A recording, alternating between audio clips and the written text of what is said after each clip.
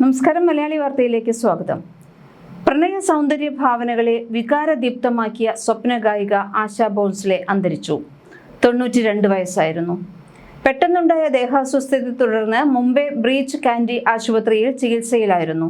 നെഞ്ചിൽ അണുബാധയുണ്ടായി അവശയായിരുന്നുവെന്ന് ബന്ധുക്കൾ അറിയിച്ചു.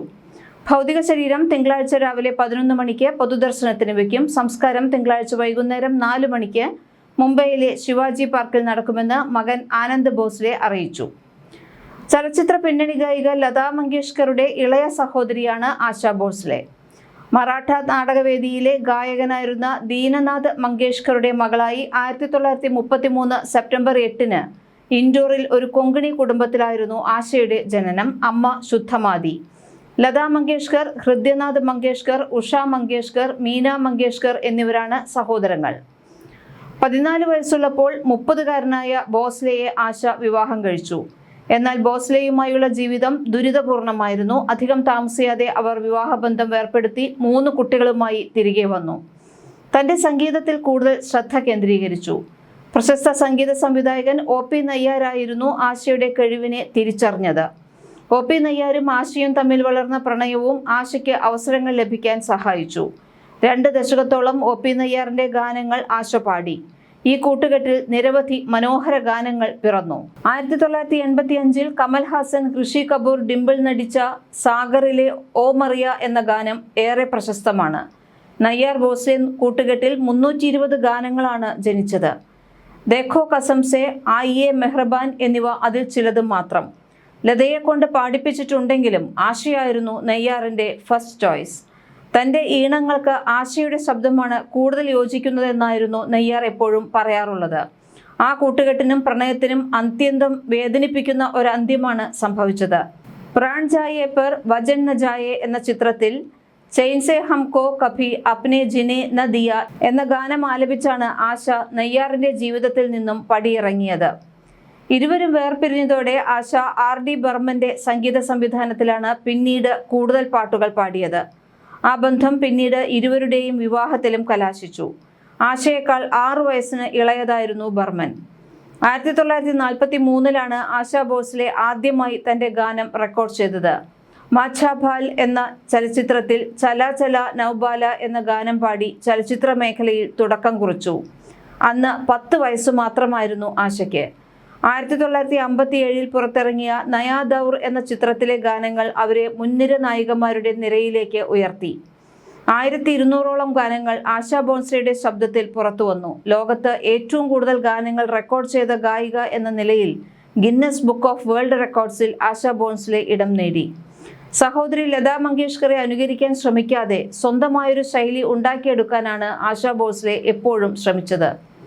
ഹിന്ദി സിനിമാ ലോകം ലതാ മങ്കേഷ്കർ എന്ന സുന്ദര ശബ്ദത്തിൽ മയങ്ങിക്കൊണ്ടിരുന്ന കാലത്താണ് സഹോദരി കൂടിയായ ആശാ ഭോൺസ്ലെ പിന്നണി ഗാനരംഗത്തേക്ക് എത്തുന്നത്. സഹോദരിമാരായിരുന്നുവെങ്കിലും ഇരുവരും തമ്മിലുള്ള പരോക്ഷ ശത്രുത ബി ടൗണിൽ പാട്ടായിരുന്നു. ഇവരുടെ ശത്രുത കുട്ടിക്കാലം മുതൽക്കേ ആരംഭിച്ചിരുന്നു എന്നാണ് സംഗീത വിദഗ്ധർ പറയുന്നത്. ലതാ ദീദി തന്നെ ഒരിക്കലും സഹായിച്ചിട്ടില്ലെന്ന് വർഷങ്ങൾക്ക് മുൻപുള്ള ഒരു TV അഭിമുഖത്തിൽ ആശ പറഞ്ഞിരുന്നു. ദശാബ്ദങ്ങൾ നീണ്ടു നിൽക്കുന്ന ആശാ ഭോൺസ്ലെയുടെ സംഗീത ജീവിതം വൈവിധ്യങ്ങൾ നിറഞ്ഞതാണ്. ആത്മാവുള്ള ഗസലുകൾ മുതൽ ആവേശമുണർത്തുന്ന തട്ടുപൊളിപ്പൻ ഗാനങ്ങൾ വരെ പാടാനുള്ള അവരുടെ കഴിവ് സമാനതകളില്ലാത്തതാണ്. 90-കളിലും 2000-ന്റെ തുടക്കത്തിലും തന്നേക്കാൾ 40 വയസ്സ് കുറവുള്ള നടിമാർക്കായി അവർ ശബ്ദം നൽകി. രംഗീല, ലഗാൻ, ലക്കി തുടങ്ങിയ ചിത്രങ്ങളിലെ ഗാനങ്ങൾ ഇതിന് ഉദാഹരണമാണ്. കാലത്തെ അതിജീവിക്കുന്ന ശബ്ദം കൊണ്ട് വ്യത്യസ്തയായ ഗായിക പാടിവെച്ചത് 20 ഭാഷകളിലായി 11,000-ത്തിലേറെ പാട്ടുകളാണ്. പത്മവിഭൂഷൺ, ദാദാ ഫാൽക്കെ പുരസ്കാരങ്ങൾ എന്നിവയെല്ലാം നേടി. സഹോദരി ലതാ മങ്കേഷ്കറിനോടൊപ്പം പാടിയത് 50 ഗാനങ്ങൾ. പ്രിയ പങ്കാളി RD ബർമൻ ഈണമിട്ട് ആശ പാടിയത് 600-ലേറെ. മലയാളത്തിൽ സുജാതയിലെ സ്വയംവര ശുഭദിന മംഗളങ്ങൾ എന്ന ഗാനം ആലപിച്ചു. ബോളിവുഡിൽ ആശയിലെ പ്രതിഭ ആദ്യം തിരിച്ചറിഞ്ഞ OP നയ്യാർ 1956-ൽ CID എന്ന ചിത്രത്തിലെ പാട്ടിലൂടെ ആശയ്ക്കൊരു ബ്രേക്ക് നൽകി. പിന്നീട് അങ്ങോട്ട് നയ്യാർ ഭോസ്ലെ കൂട്ടുകെട്ടിൽ പിറന്നത് 300-ലേറെ പാട്ടുകളായിരുന്നു. പിന്നീട് സംഗീത ലോകം കണ്ട ഏറ്റവും മികച്ച കൂട്ടുകെട്ടാണ് പിറന്നത്. RD ബർമൻ, ആശാ ഭോസ്ലെ ഗാനങ്ങൾ ആ പ്രണയം പോലെ മധുരമുള്ളതായി മാറി. അള്ളാറഖ, SD Barman, Naushad, OP Nayar, Ilaiyaraaja, AR Rahman എന്നു തുടങ്ങി 50ഓളം സംഗീത സംവിധായകർക്ക് വേണ്ടി ആശാ ഭോസ്ലെ പാടി. 1990കളിലും 2000ന്റെ തുടക്കത്തിലും AR റഹ്മാനോടൊപ്പം ചേർന്ന് ഹിറ്റ് ഐക്കോണിക് പാട്ടുകൾ കഭി തോ നസർ മിലാവോ പോലുള്ള ഗാനങ്ങളിലൂടെ പുതിയ തലമുറയുടെയും പ്രിയങ്കരിയായി മാറി. തന്റെ 16ാമത്തെ വയസ്സിൽ കുടുംബത്തിന്റെ എതിർപ്പ് അവഗണിച്ച് ഗണപത് റാവു ഭോസ്ലെയെ വിവാഹം കഴിച്ചു. പിന്നീട് ആ ബന്ധം വേർപിരിഞ്ഞു. 1980-ൽ പ്രശസ്ത സംഗീത സംവിധായകൻ RD ബർമനെ വിവാഹം കഴിച്ചു. ഇന്ത്യൻ സംഗീതത്തിന് നൽകിയ മികച്ച സംഭാവനകൾ പരിഗണിച്ച് നിരവധി പുരസ്കാരങ്ങൾ അവരെ തേടിയെത്തി. 2000-ൽ ദാദാ സാഹിബ് ഫാൽക്കെ അവാർഡും 2008-ൽ പത്മവിഭൂഷണും നൽകി രാജ്യം അവരെ ആദരിച്ചു. കൂടാതെ ഉമ്രാവോ ജാൻ, ഇജാസത്ത് എന്നീ ചിത്രങ്ങളിലെ മികച്ച ആലാപനത്തിന് 2 തവണ ദേശീയ ചലച്ചിത്ര അവാർഡുകളും അവർ സ്വന്തമാക്കി. ബംഗാളിലെ പരമോന്നത ബഹുമതിയായ ബംഗാ വിഭൂഷൺ പുരസ്കാരവും ആശാ ഭോസ്ലെയെ തേടിയെത്തി. ഏറ്റവും കൂടുതൽ സ്റ്റുഡിയോ റെക്കോർഡിംഗുകൾ നടത്തിയ ഗായിക എന്ന ഗിന്നസ് ലോക റെക്കോർഡും അവർക്ക് സ്വന്തം. ഗ്രാമി അവാർഡിന് നാമനിർദ്ദേശം ചെയ്യപ്പെട്ട ആദ്യത്തെ ഇന്ത്യൻ ഗായികയാണ് ആശാ ഭോസ്ലെ. 1997-ൽ ഉസ്താദ് അലി അക്ബർ ഖാനുമൊത്തുള്ള ലെഗസി എന്ന ആൽബത്തിലൂടെയായിരുന്നു ഇത്. 2005-ൽ പുറത്തിറങ്ങിയ you have stolen my heart എന്ന ആൽബം ആ ചരിത്രത്തിലെ സുവർണ അധ്യായമാണ്. ഇന്ത്യൻ സംഗീത ലോകത്തു നിന്ന് ഗ്രാമി പുരസ്കാരത്തിന് നാമനിർദ്ദേശം ചെയ്യപ്പെടുന്ന ആദ്യ വനിതയായി ആശാ ഭോസ്ലെ മാറിയത് ഈ വേറിട്ട പരീക്ഷണത്തിലൂടെയായിരുന്നു. ബോളിവുഡ് സംഗീതത്തിലെ വിപ്ലവകാരിയായിരുന്ന രാഹുൽ ദേവ് ബർമൻ എന്ന പ്രതിഭയുടെ ഓർമ്മകൾക്ക് മുന്നിൽ സമർപ്പിക്കപ്പെട്ട ഒരു ആദരമായിരുന്നു ഈ ആൽബം. 1960കൾ മുതൽ 80കൾ വരെ ബോളിവുഡിനെ ആവേശം കൊള്ളിച്ച RD ബർമന്റെ ഈണങ്ങൾ പുതുതലമുറയ്ക്ക് മുൻപിൽ എത്തിയത് തികച്ചും വ്യത്യസ്തമായ രൂപത്തിലാണ്. വിഖ്യാതമായ ക്രോണോസ് ക്വാർട്ടറ്റുമായി ചേർന്നാണ് ആശ ഈ സംഗീതയാത്ര നടത്തിയത്. പൗരസ്ത്യ സംഗീതവും പാശ്ചാത്യ ശൈലിയും എങ്ങനെ മനോഹരമായി സമ്മേളിക്കാം എന്നതിൻ്റെ ഉത്തമ ഉദാഹരണമായിരുന്നു ഈ സംരംഭം. ബർമന്റെ പ്രിയതമ കൂടിയായിരുന്ന ആശാ ഭോസ്ലെ തൻ്റെ 70കളിൽ പാടുമ്പോഴും ആ ശബ്ദത്തിന് 16ന്റെ യൗവനമായിരുന്നു. പീപ്പ എന്ന ചൈനീസ് വാദ്യോപകരണവും സബ്ബാസ് ഗിറ്റാറുകളും ഇലക്ട്രോണിക് സിത്താരും ഒത്തുചേർന്നപ്പോൾ പിറന്നത് അതുവരെ കേൾക്കാത്തൊരു ശബ്ദാനുഭവമായിരുന്നു.